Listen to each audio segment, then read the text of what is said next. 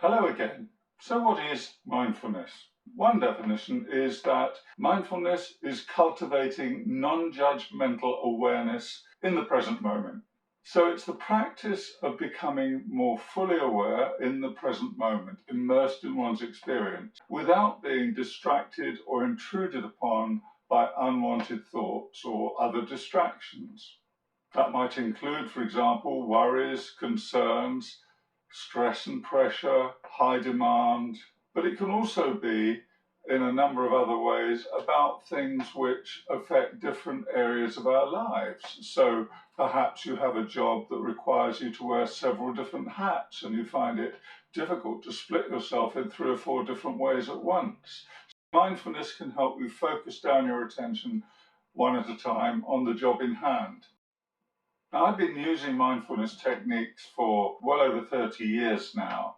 I learnt it as part of my early training in various disciplines I was looking at in the alternative health field at the time. I'm talking nearly 40 years ago now. And at one point, I was taught a technique for pain control. I tried it with toothache without any great success, but later on, sadly or unfortunately, I had a very serious motorcycle accident and I was in a lot of pain following that.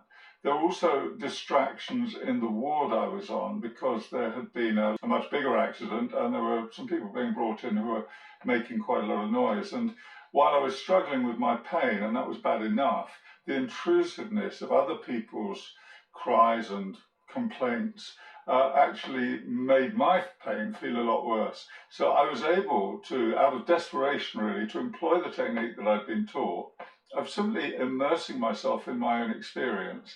And astonishingly, I found that the pain started to dissipate. Now, it didn't disappear, but it became manageable. And I actually got some sleep that night, which I didn't think I would do.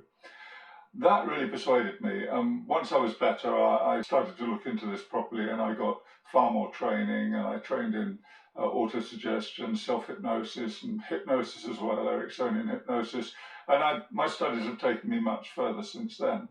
So when I talk about my experience of mindfulness, I'm not holding myself up as being somebody who can sit on a mountaintop and meditate for 2, 3, 4 hours or even several days at a time. But what I've found, what's really been interesting for me, is that over the years, I have transformed the way I think. So I no longer actually have to think much about being mindful at all. It just happens. I just find myself, if I'm waiting in a queue at the checkout at the supermarket or doing something which is, I don't feel very fulfilling, maybe a repetitive task, that I'm easily able to engage in the experience. It makes me better at what I'm doing, but it also distracts me or takes away all of the intrusive, unpleasant thoughts about time wasting, making judgments about slow service or whatever it happens to be. I found it of huge personal benefit in my life, and it has shaped the way I think and engage with life. But the reason I'm mentioning it is because I think I'm pretty average in this regard.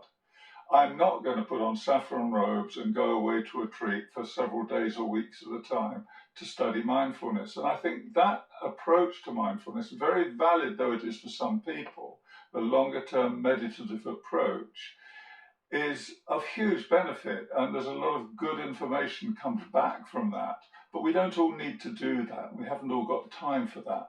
So I'm in this course very much talking about how to engage yourself in these processes in your daily life in such a way that you don't really have to change anything except how you go about living. Now, I already touched on the idea that it's simple but not easy, so you do have to follow the instructions and you will need to practice a little bit. And a key point about mindfulness is attitude, which I shall come to in the next lesson.